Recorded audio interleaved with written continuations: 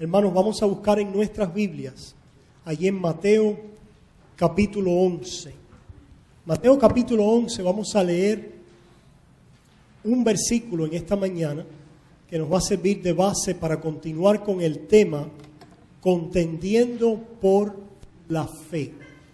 El título de esta parte de la serie es Contendiendo por la Fe, y abrimos nuestras Biblias en Mateo capítulo 11 y vamos a leer el versículo 12. Dice así su palabra. Desde los días de Juan el Bautista hasta ahora, el reino de los cielos sufre violencia y los violentos lo arrebatan. Oramos. Amante Padre, una vez más estamos aquí delante de tu palabra santa. Este momento sublime donde tú nos hablas a través de tu palabra inspirada y perfecta. Señor, te rogamos que nos des oídos para oír. Te rogamos no solo que seamos oidores de ella, sino también hacedores de lo que oigamos en tu santa palabra. Enséñanos hoy, Padre, a través de tu Espíritu. Perdona mis pecados. En el nombre de Jesús. Amén y amén. Hermanos, estamos diciendo en los últimos 2 domingos que parte de lo que los pastores deben ayudar a la iglesia y equiparla es a contender por la fe. Lo vimos allá en Judas versículo 3, que teníamos la exhortación de contender ardientemente por la fe una vez dada a los santos. Vimos también que esto de contender por la fe no es como muchos piensan, que es sacar un arma o fajarse con otra persona, ¿verdad? O estar airado con los demás, sino que esto de contender por la fe quiere decir defender el Evangelio, vivir por el Evangelio, vivir para el Evangelio, defenderlo, hacer nuestra vida basado en él y compartir a otros también este Evangelio, y de esta manera contendemos ardientemente por la fe que el Señor nos ha dado. Vemos que el apóstol Pablo en Filipenses 1:16 dice: yo estoy puesto para la defensa del Evangelio. Vemos que Pablo le dice a Tito que él corrija, que él enseñe a aquellos que contradicen. Vemos que Pablo también le dice a Timoteo, en 2 de Timoteo 2:25, que él también con paciencia y mansedumbre enseñe y corrija a los que se oponen, por si quizás Dios les conceda arrepentimiento para conocer la verdad. Vemos que una y otra vez en la palabra de Dios los santos son llamados a contender a una batalla, y esa batalla es la vida en el Evangelio, la vida por el Evangelio de Cristo y la defensa de este Evangelio. También preguntábamos y decíamos: ¿y por qué? Y la palabra de Dios nos dice que es el Evangelio, que es poder de Dios para salvación a todo aquel que en Él cree. Y aquí tenemos ahora, en este pasaje de Mateo, tenemos aquí a Jesús hablando del reino de los cielos y diciéndonos que el reino de los cielos se hace fuerte desde Juan el Bautista y sufre violencia. Y alguien puede decir: pero pastor, yo pensaba que, violencia, somos cristianos, somos personas de paz. ¿En qué quedamos, verdad? Hermanos, los cristianos somos un pueblo de paz. Y el Evangelio trae paz al corazón del hombre. Y el Evangelio reconcilia al hombre con Dios. Pero el Evangelio de Cristo y la salvación ha llegado a un mundo hostil. Y a un mundo que tolera cualquier cosa, cualquier enseñanza, cualquier doctrina, cualquier religión, menos el Evangelio de Cristo. El Señor hace alusión a este ministerio de Juan el Bautista. ¿Y cuál era el ministerio de Juan el Bautista? El último de los profetas, aquel que se dice la palabra, es más grande que todos los profetas. No necesariamente por quién era él, sino por el mensaje, la comisión y la función que Juan el Bautista desempeñaba. ¿Qué era o qué representaba Juan el Bautista? Desde los profetas se anunciaba a uno que vendría a preparar el camino. Recuerdan allá en Isaías, preparad el camino de Jehová. Voz que clama en el desierto, allanad el camino, preparad el camino a Jehová. Y nosotros vemos cumplimiento de esta escritura precisamente en este profeta, en este hombre diferente que vino a preparar el camino, a terminar una edad, a terminar un testamento y comenzar algo nuevo a través de lo que vendría detrás de él. Juan el Bautista representaba el final de aquel antiguo pacto y la instauración del nuevo pacto en la persona de Jesús, en la vida, en la obra de Jesucristo para salvar a pecadores. Todo aquello que era anunciado y que fue anunciado en el Antiguo Testamento y figurado a través de el escoger un pueblo, el pueblo de Israel, todos los profetas, todos los ceremoniales, toda la ley, todas aquellas profecías apuntaban a uno que vendría, a aquel que es llamado el Mesías. ¿Qué cosa es Mesías? El ungido, el Cristo. ¿Qué cosa es Cristo? El Rey, el Señor que vendría. ¿Y para qué vendría? Dice la Escritura, vendría para salvar a su pueblo de sus pecados. Y finalmente llegó el momento. Hace más ya de 2000 años, el momento de cumplimiento llegó. Y el momento de cumplimiento llegó donde aquel profeta que dice que vendría en el espíritu de Elías, en el poder de Elías, ahora anunciaba: arrepentíos, porque el reino de los cielos se ha acercado. Y preparaba el camino para esa vida y esa obra que culminaría y terminaría todo aquello que había sido profetizado en cuanto a la redención del hombre. Ya no había que hacer otra movida.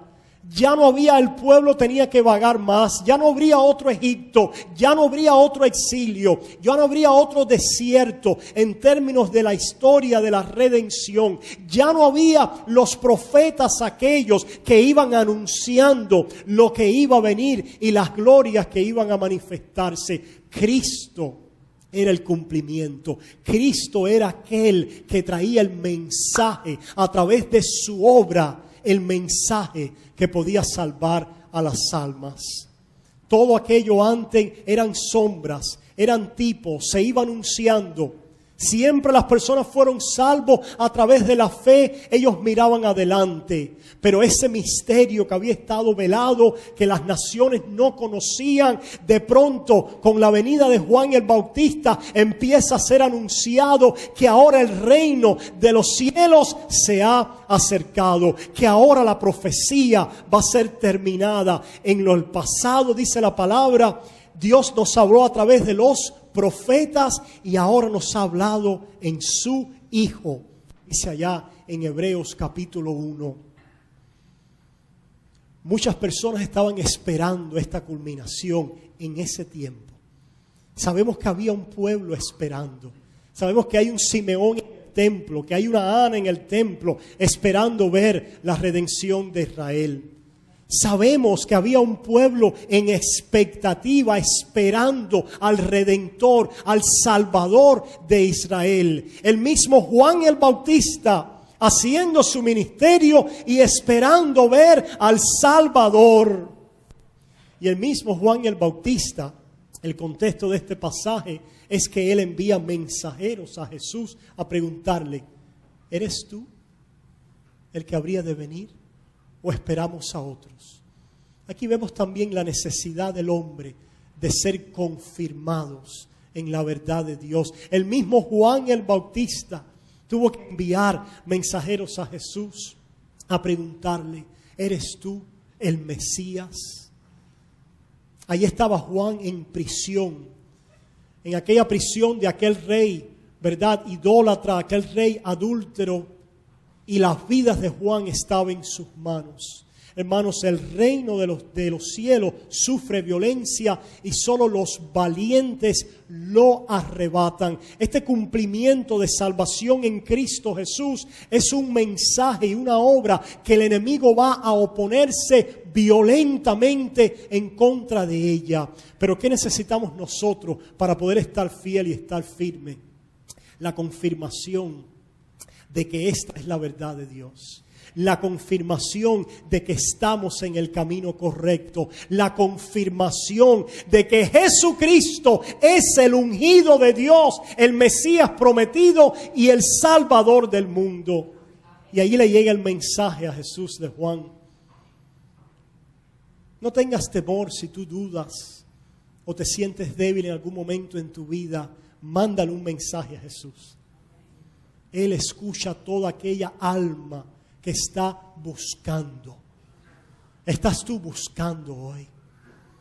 ¿Estás tú quizás debatiéndote en tus preguntas o en tus inseguridades o en la lucha de tu vida? ¿Por qué no clamas a este Dios? A este Dios que ha cumplido su escritura, a este Dios que ha abierto el camino. Y Jesús enseguida le manda respuesta a Juan y le cita la escritura. Le dice: Juan, los ciegos ven, los cojos caminan, Juan, a los pobres les es predicado el evangelio de las buenas nuevas. Yo soy el Mesías. Y Juan estaba listo para dar su vida y sufrir la violencia que se levanta en contra del reino de los cielos. El reino de los cielos se hace fuerte. ¿Por qué se hace fuerte? Porque Cristo ha llegado desde Juan. Porque Cristo siguió a Juan. Porque Cristo cumplió todas las escrituras. Porque Cristo vino a vencer y a pisar la cabeza de la serpiente que desde allá, desde el huerto del Edén, fue profetizado. Y Juan vino a preparar el lugar a aquel que iba a cumplir la escritura y la victoria para el pueblo de Dios. ¿Cuál es la victoria del pueblo de Dios? Que ese Cordero de Dios, con su sangre y su muerte, le pisó la cabeza a la serpiente antigua. Con su muerte sustitutiva y expiatoria para quitar el pecado de nuestras vidas, para perdonarnos, para traernos en reconciliación con Dios.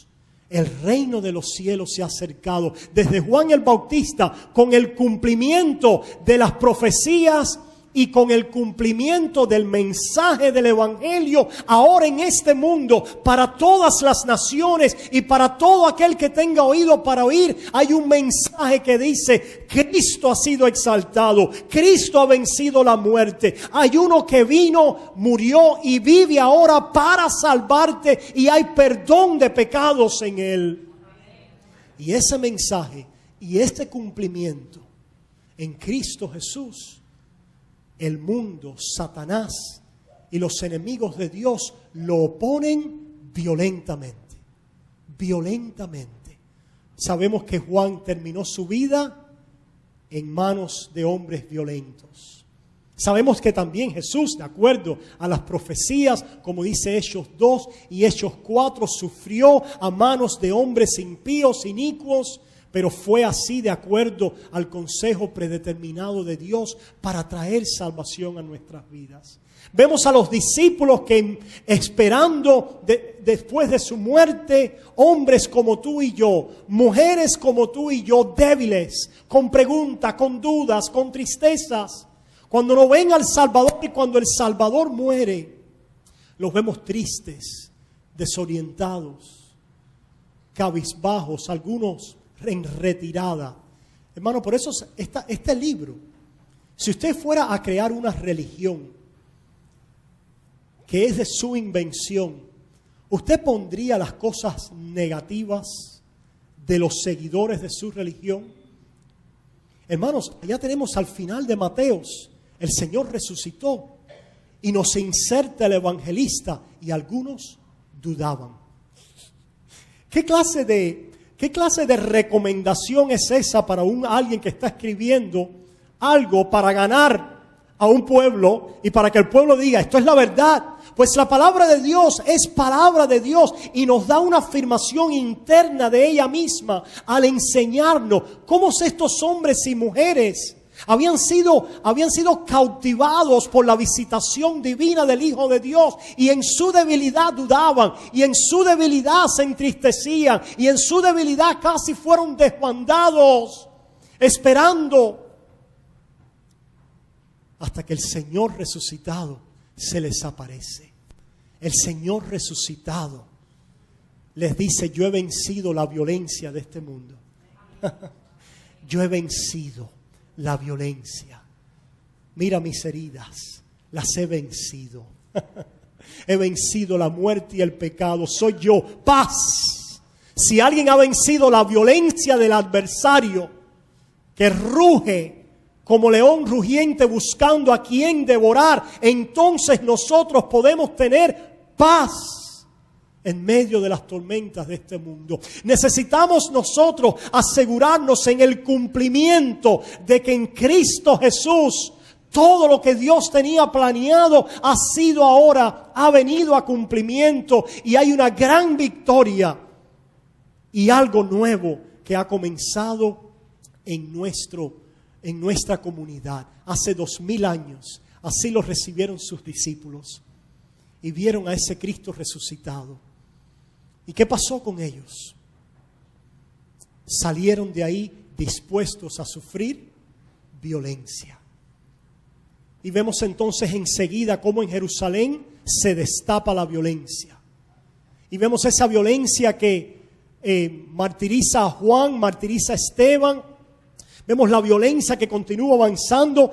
Vemos a alguien llamado Saulo de Tarso, que respirando amenazas, inspirado por el príncipe de las tinieblas, va con violencia, amenazas, destruyendo y apresando a aquellos del camino.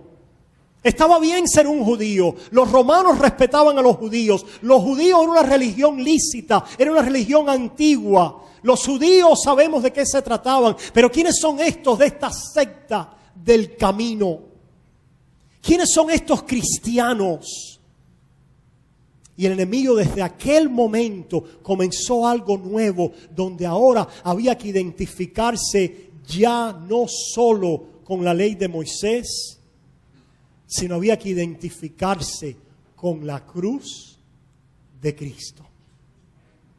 Había que decir, de quien escribió Moisés y los profetas es acerca del crucificado.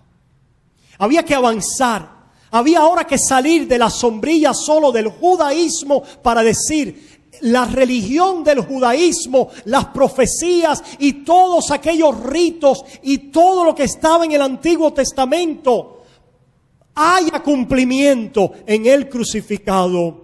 La verdad de ese Mesías prometido haya cumplimiento en Jesús de Nazaret. Tú estabas con él también. Le dijeron a Pedro, tú estabas con él. Y no fue hasta después de la resurrección que Pedro entonces puede pararse y decir, sí, yo estaba con él. Sí, yo soy de aquel que se identifica con el crucificado. Sí, yo puedo sufrir violencia, la violencia de este mundo contra el crucificado, contra la cruz, porque ya el reino de los cielos se ha hecho fuerte. Porque ya ha venido su cumplimiento, porque ya Cristo venció y nosotros hemos vencido con Él. Y dice la palabra que no amaron sus vidas en este mundo. Aquel Pedro que primero la amó, después que se convenció y después que se arraigó en el cumplimiento de que es en ese Cristo donde el reino de los cielos nos es abierto, donde las moradas eternas, donde la victoria sobre este mundo de violencia y la violencia de mi corazón recibe paz. Entonces, hermanos, la iglesia de Dios se mueve adelante y es invencible. El reino de los cielos sufre violencia y los violentos lo arrebatan. ¿Qué quiere decir eso? Aquellos que son capaces, por la gracia de Dios, de ser confrontados con esa cruz Y al ser confrontado con la cruz de Cristo, la cruz de Cristo significa algo. La cruz de Cristo es afrenta y oprobio. La palabra de Dios dice: maldito el que sea colgado en un madero. ¿Por qué? Porque los criminales y los malhechores eran colgados en un madero. Pero para salir del judaísmo y movernos al cumplimiento en Cristo, teníamos que entender entonces que el que debía haber colgado en el madero y de que todas las maldiciones de la ley debían haber caído sobre mí.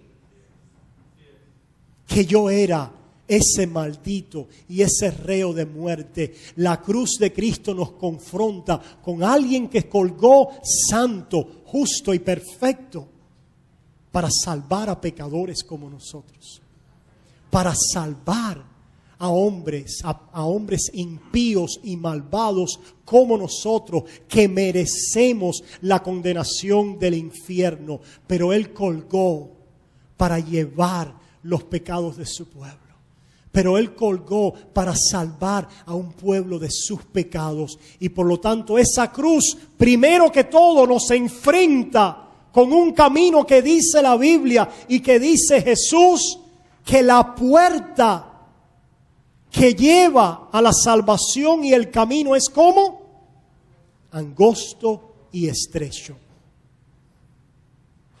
En este mundo hay un camino ancho para todas las religiones. ¿Ustedes no se han fijado? ¿Cuántos de ustedes han visto ese bumper sticker, ese letrero en los carros que dice coexist? Coexistir. Y ahí están aquellas personas que están orgullosas de todas las religiones. Dicen, todas las religiones de una manera u otra benefician al hombre y llevan a Dios. ¿Recuerdan la semana pasada hablando de esa energía eterna? Esa energía que algunas personas creen, y ese es el Dios de la energía, que todos pueden llegar ahí a través de sus religiones. Esa es una puerta ancha, donde cualquier religión, cualquier forma de adorar, cualquier forma de vivir puede, supuestamente ellos, llegar a lo que ellos consideran como Dios. La palabra de Dios dice que hay un camino que al hombre le parece derecho, pero su fin es camino de muerte. Y dice la palabra que hay muchos que entran por este camino amplio y por esta puerta amplia, pero dice, hay pocos que son los que vienen a esta puerta y reconocen que la entrada a este reino de Dios es una puerta estrecha. ¿Por qué es una puerta estrecha? Porque Jesús dijo, yo soy el camino, yo soy la verdad y yo soy la vida. Es una puerta estrecha por la exclusividad de Cristo y del Evangelio. La palabra de Dios dice, fuera de Cristo no hay salvación. Fuera de Jesús no hay otro nombre dado a los hombres en el cual podamos ser salvos. De pronto ese camino amplio por donde todos querían transitar de acuerdo a mi Dios, a mi religión, a mi forma, de pronto delante de la cruz de Cristo se estrecha y dice, hay una sola forma de entrar en el reino de Dios, y es de ser confrontado con la cruz de Cristo y con mis pecados, y allí ser quebrantado como pecador, para encontrar la gracia de Dios y el perdón de mis pecados. Hermanos, ese mensaje, ese camino sufre violencia. Sufre violencia y la sufrió hace 2000 años con Juan el Bautista. Comenzó y se intensificó. Es muy interesante ver que los evangelios narran una y otra vez la proliferación de los demonios enfrentando el mensaje del evangelio. ¿Por qué ustedes creen que es eso? Que Satanás no es tonto. Él es malo y malvado y mentiroso. Que el Señor lo reprenda. Pero es sutil y sabe que hay algo en ese mensaje y en ese evangelio. Que algo estaba sucediendo en esa obra. Ese mensaje que vino diciendo Juan, arrepentíos, porque el reino de los cielos se ha acercado. Volteaos de vuestros caminos, bautizaos para arrepentimiento de pecados, decía Juan, preparando él el camino, porque viene uno detrás de mí. Y cuando lo vio, Juan dijo, he ahí el Cordero de Dios que quita el pecado del mundo. Y desde ese momento para acá, toda aquella persona, todo aquel pecador que quiere entrar por esa puerta sufre violencia. Pero el que ha visto al reino de los cielos viniendo con poder, entra por la puerta. Carga la cruz. Se identifica con la muerte de Cristo. Es lo que Pablo decía. Lo que tenía por ganancia, lo tengo ahora por basura para ganar a Cristo. Y conocerle. Y el padecimiento de sus aflicciones. Y el poder de su resurrección. Oh alma, no se engañe. Pensando que porque la puerta es pequeña y el camino es estrecho, que cuando un alma ha entrado en esa puerta y comienza a transitar por el camino, no empieza a ver cosas grandes. No hay nada estrecho al otro lado del camino. No hay nada pequeño al otro lado del camino. No hay nada pobre al otro lado del camino. No hay nada insignificante al otro lado del camino y de la puerta. Lo que se abre detrás de esa puerta y a lo largo de ese camino y al final de ese camino es la ciudad celestial. ¿Se acuerdan el progreso del peregrino? De Juan Bunyan. Hay clásicos que hoy en día no tenemos, ¿verdad? Yo les recomiendo, hermanos, a que usted busque algunos de estos libros de antaño y quizás sea muy discerniente con la literatura de hoy. Literatura tales como Tu mejor vida ahora, Tu mejor yo, 5 pasos para mejorar tu vida. Hermanos, tenemos que volver a la senda antigua. Tenemos que darnos cuenta dónde es que está nuestra vida. Y dice la palabra de Dios en Colosenses capítulo 3, poned la mira en las cosas de arriba. Pero vimos un cristianismo hoy falso, malvado. ¿De dónde viene? De falsos profetas. Hagamos un paréntesis aquí para ir un momentico y darnos cuenta cómo viene la violencia y el oscurecimiento de esta ciudad celestial y de estas grandes promesas que Dios tiene preparado para los que le aman. Mira lo que dice la palabra. Sigamos un momentico a Segunda de Pedro. Ahí en Segunda de Pedro capítulo 2.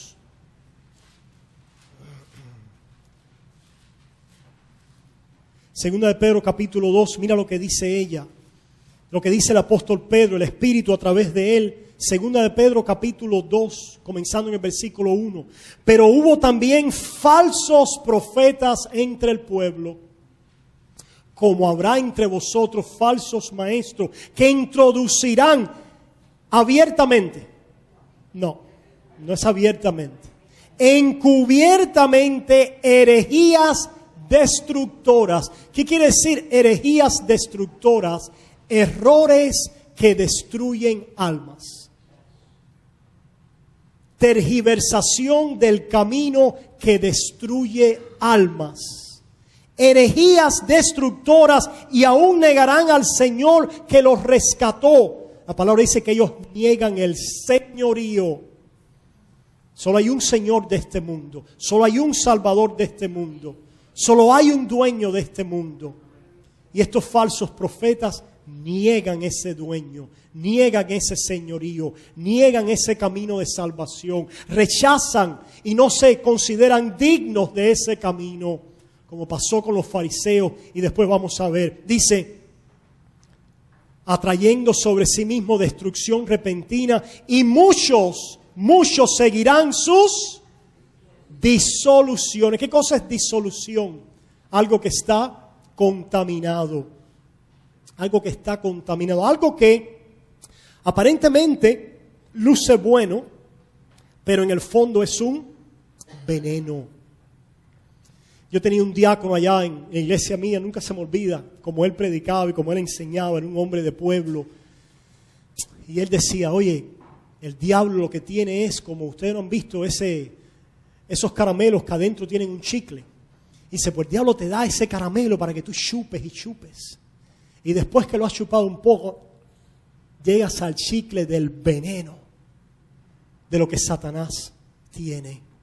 Y de la esclavitud y de la muerte repentina, que a veces se tarda, pero seguramente se cierne sobre aquellos que no son capaces de discernir, por la gracia de Dios, el camino, la puerta, la vida que es en Cristo Jesús. Y dice, y muchos seguirán sus disoluciones por causa de los cuales el camino de la verdad será blasfemado.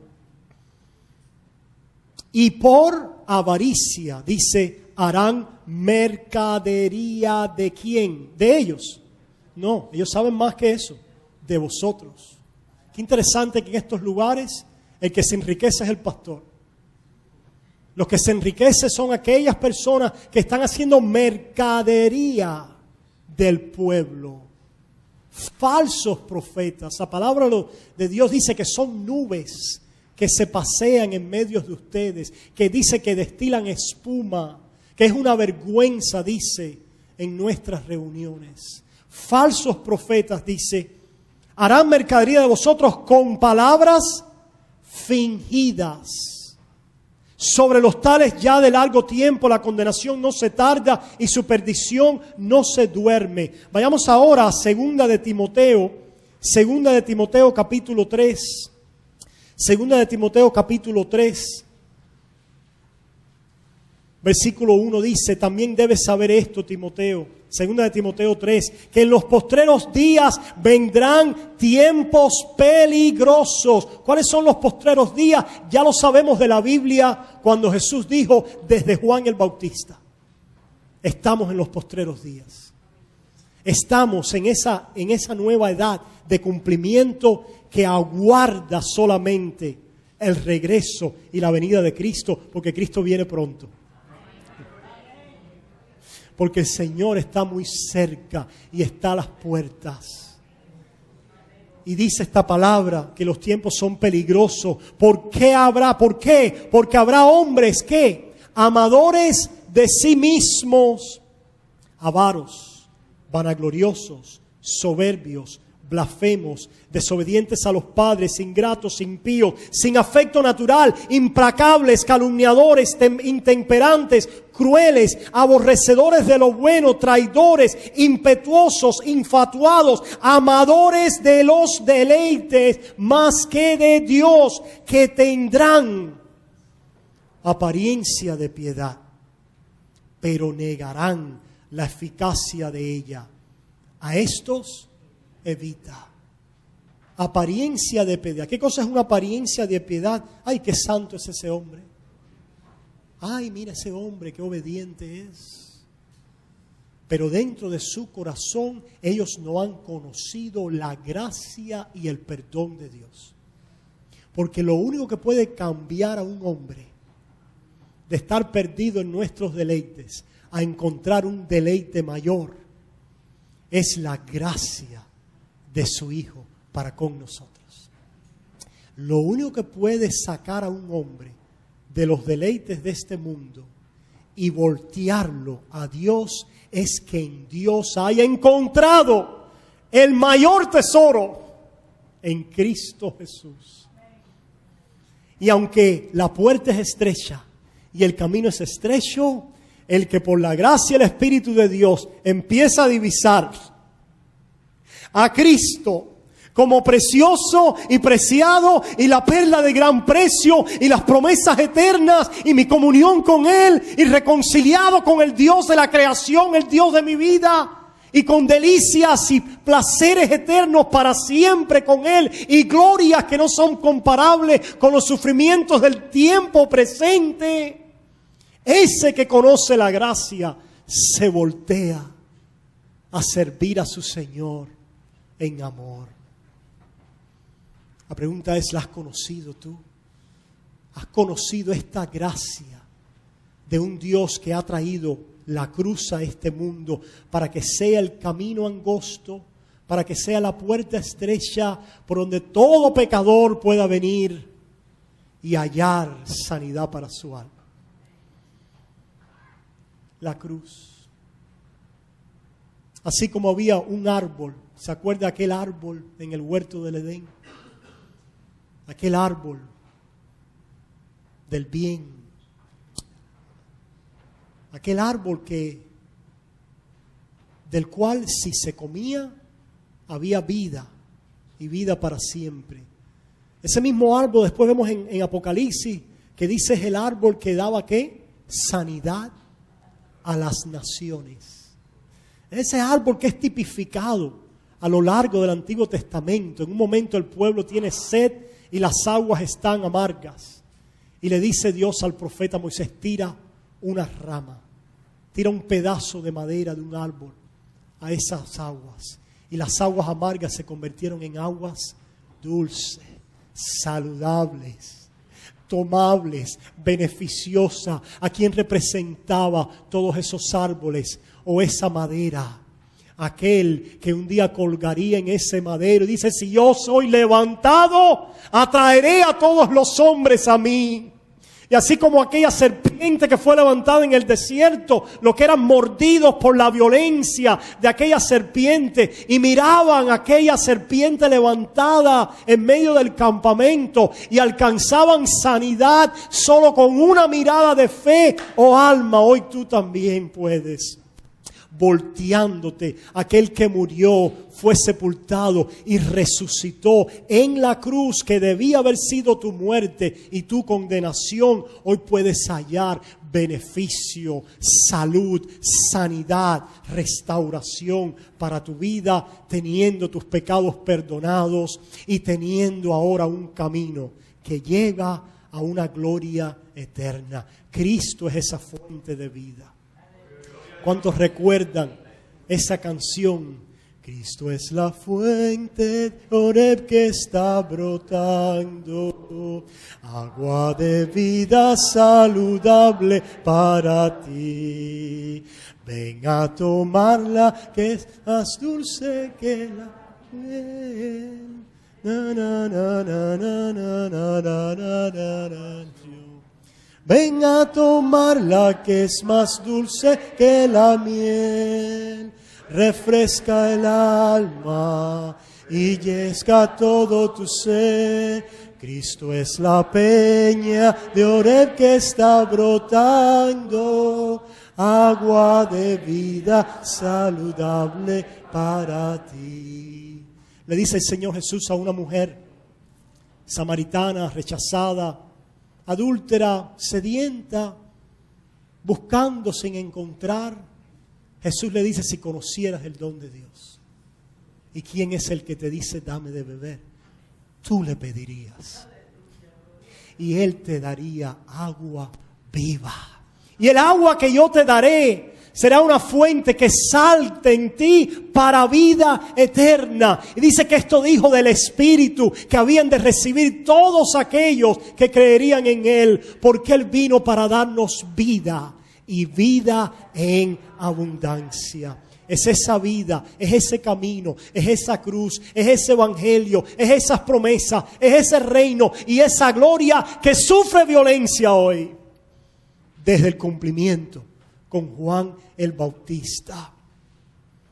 Sufre violencia. Yo te pregunto en esta mañana, ¿has experimentado tú esta violencia del mundo, de la contradicción de pecadores a tu alrededor, de aquel mensaje que no haya cabida en este mundo, de aquel deseo de caminar cerca de tu Salvador y de ver a un mundo rechazante, hiriente, de aquella cruz que para nosotros es lo más preciado? ¿Estás experimentando tú esa violencia en tu vida?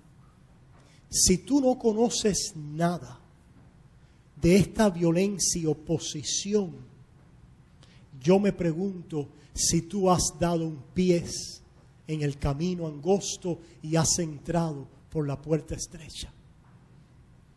Porque todos aquellos que entren y que confiesen este camino,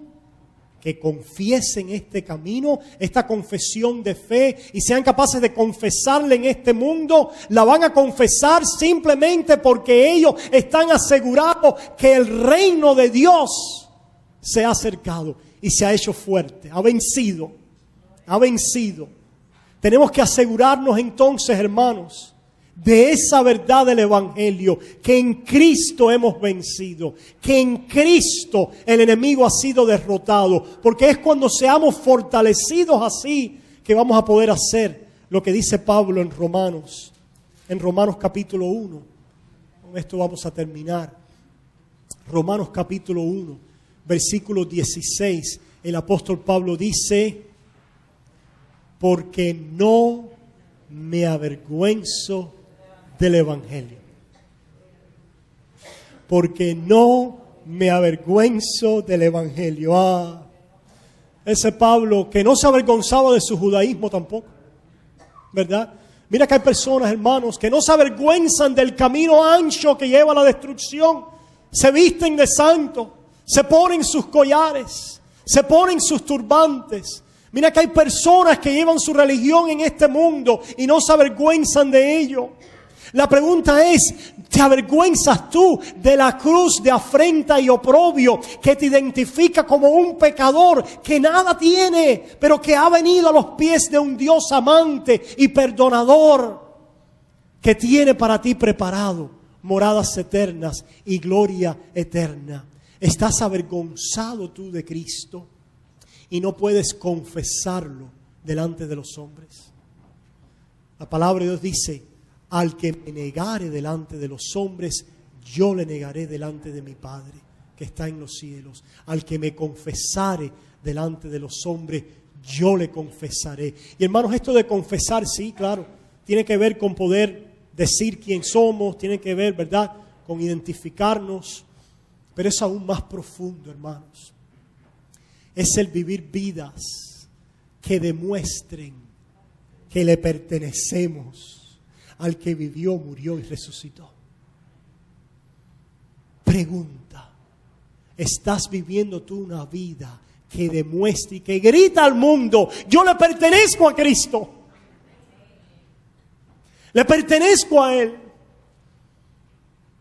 Dice allá en Tito que la gracia de Dios nos enseña a vivir sobria, justa y piadosamente en este mundo. La gracia de Dios. Dice la palabra, estos hombres falsos maestros convierten la gracia de Dios en libertinaje. ¿Por qué? Simplemente porque no ha habido en ellos el nuevo nacimiento, la regeneración, el ser unido a la vida de Cristo, que el Espíritu Santo venga, invade mi vida y se corona como Señor de mi vida. Se corona como aquel que tiene todo derecho en mi vida. Se corona como aquel que dice: te he comprado y eres mío para que me sirvas para siempre. El Evangelio te llama a seguir aquí. Por eso es que muchas veces el Señor, cuando llamó a muchos, le puso delante de ellos el costo de seguir a Cristo. Somos salvos solo por la fe. Gloria a Dios.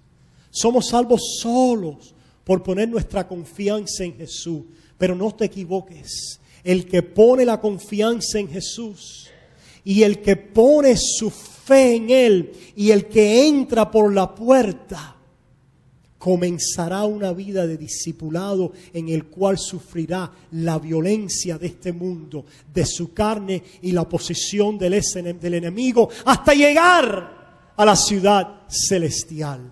Pregunta: ¿estás tú batallando en este camino porque tienes los ojos puestos en aquel premio, en esa ciudad celestial?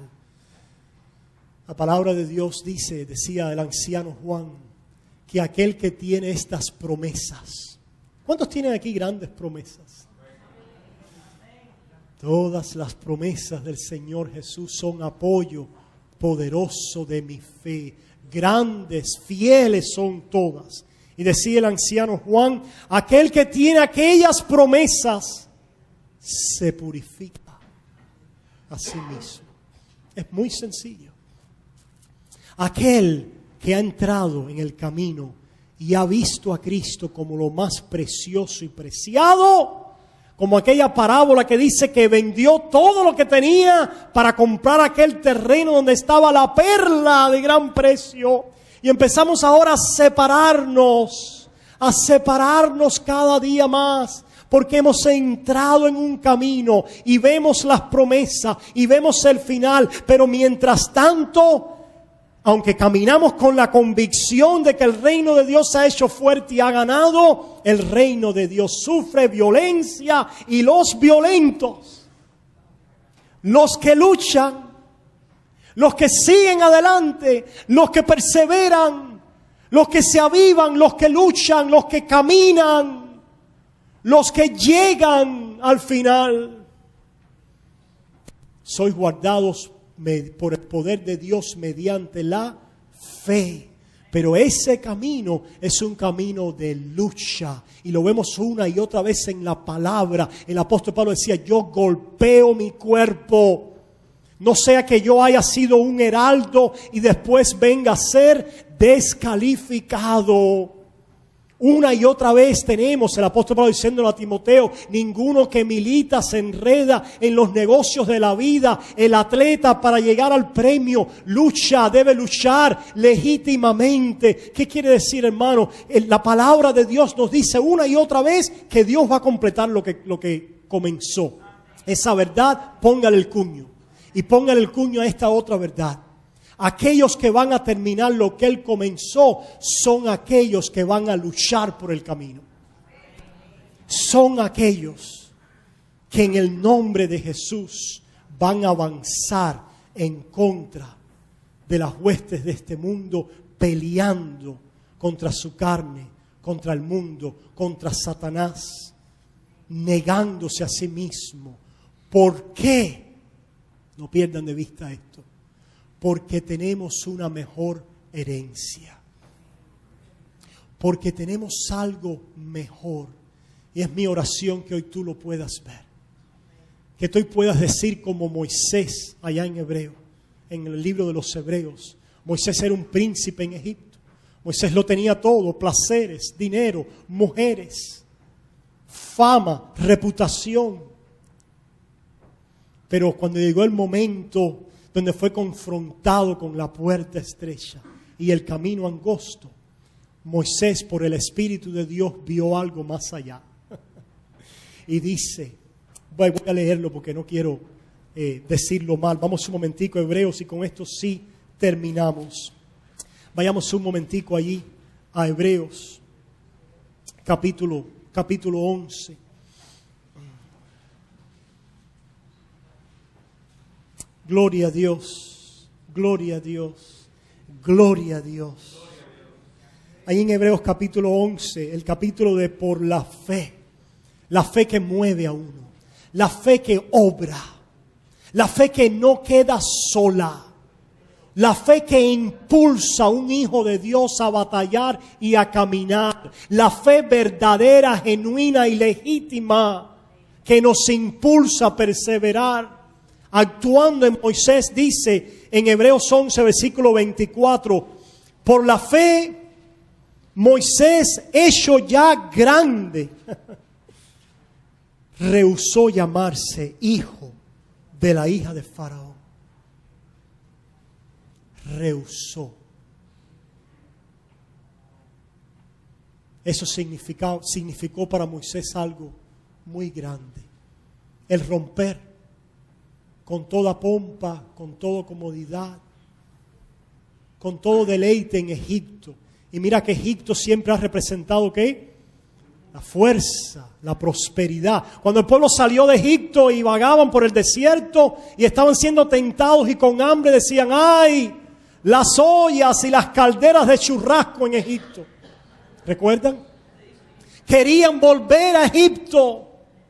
Aquellos que no creían, porque solo se movían por sus estómagos. Como hay los falsos profetas hoy se mueven, dice que ellos solamente viven para sus estómagos. Jesús le dijo a algunos, ustedes me siguen solo porque llenaron sus estómagos. Pero ¿quién busca a Cristo? Porque ha visto la señal de algo grande y poderoso. De algo grande y poderoso, de un reino. Y dice aquí, dice entonces la palabra, por la fe Moisés hecho ya grande, rehusó llamarse hijo de la hija de Faraón. Moisés está loco. Moisés se ha vuelto tonto. No, de ninguna manera. Ni nosotros estamos locos, ni nosotros tampoco estamos tontos. Nosotros hemos visto algo mejor. Nosotros se nos ha revelado algo más grande. Nosotros hemos visto la patria celestial y verdaderamente lo que es alegría y gozo en Dios, en comunión con Él, en Cristo Jesús y por el Espíritu. Ahora anhelamos lo que se nos ha sido revelado. No es que seamos tontos, no es que estemos locos. Al contrario, nos ha sido devuelta la razón para voltearnos de un mundo que nos satisface. ¿No fue la última vez que te satisfizo la droga? O esa relación de adulterio. La última vez que dijiste, ay, qué paz tengo después que hice esto. Ay, qué bien me siento, qué tranquilidad. ¿Cuándo fue la última vez que el mundo y Satanás te pagó bien? ¿Cuándo fue la última vez que el dinero te dio una paz extraordinaria y un gozo y una alegría? Yo no sé si lo puedes saber. Solamente aquellos que han conocido algo mejor lo saben. ¿Cuántos dicen amén? Aquellos que han rehusado llamarse hijos de este mundo, dice, escogiendo antes, qué loco Moisés, qué tonto Moisés, escogiendo antes ser maltratado con el pueblo de Dios, el reino de Dios sufre violencia. Escogiendo antes ser maltratado con el pueblo de Dios que gozar de los deleites, y subraya esto, mi amigo, temporales del pecado. Y ahora subraya todo este versículo. Teniendo por mayores riquezas el vituperio del crucificado de Cristo, que los tesoros de los egipcios, porque tenía puesta la mirada en el galardón. Hermanos, adelante en el nombre de Jesús. Adelante al galardón seguro. Adelante a la lucha. No sabemos lo que venga mañana. Rumores de guerra. Sabemos que está profetizado. No sabemos si viene la tercera o si habrá una cuarta o una quinta. Pero aunque los montes bramen, aunque se traspasen los montes al corazón del mundo, aunque haya lo que hay en este mundo, aunque seamos perseguidos, maltratados, echados en la cárcel, puestos a filo de espada, lo que sea, hermano, por el gozo puesto delante de nosotros, por el galardón que nos ha sido revelado, hermanos, en el nombre de Jesús, sigamos adelante. Este es tiempo para levantarnos, para avivarnos, para llenarnos cada día más de esa revelación que tenemos en Cristo Jesús. Oramos. Amante Padre, si hay algún alma en esta mañana que no conocía este galardón hermoso, este precioso don de Cristo Jesús y su reino, yo te ruego que hoy reprendas al enemigo y tú quites la venda y te puedan ver a ti preciado, la puerta estrecha y el camino estrecho como el camino correcto que lleva a la bendición. Salva hoy a aquellos, Señor, que has traído preparados para esta vida eterna. Señor amado, tu palabra les dice a ellos, cree en el Señor Jesucristo y serás salvo. Confía en Él, entrega tu vida a Él, cree en Él. Y Él te llevará seguro a esa ciudad celestial. Y el pueblo de Dios dice, amén, amén y amén.